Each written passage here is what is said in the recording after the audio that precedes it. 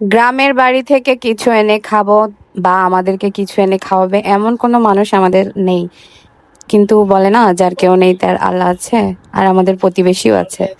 এই যে প্রতিবেশীরা দেশের বাড়ি থেকে অনেক কিছু এনেছে, অল্প অল্প করে আরো অনেক কিছুই দিয়েছে। কিন্তু আমি আমগুলো ধুয়ে নিচ্ছি, এই আমগুলো প্রতিবেশীরাই দিয়েছে খেতে, গাছ পাকা আম, গ্রামের বাড়ির আম। এগুলো কয়েকটা আম একদম মজে গেছে, কারণ যেহেতু অনেক দূর থেকে এনে আনা হয়েছে, এগুলা গাড়িতে করে গরমে মজে গেছে। ও বড় বড় আমগুলো অনেক মজে গেছে। যাই হোক, যতটুকু পেয়েছি আল্লাহর কাছে লাখ লাখ শুক্রিয়া, আলহামদুলিল্লাহ।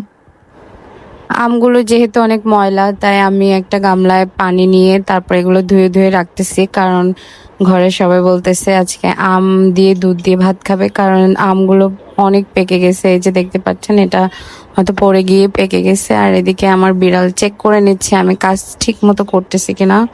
ঘরের যেহেতু বস, চেক করে দেখতেছে যে মেয়েটরা ঠিক মতো কাজ করতেছে কিনা, চেক করতেছে। যাই হোক, এদিকে আমার এগুলো ধোয়া শেষ।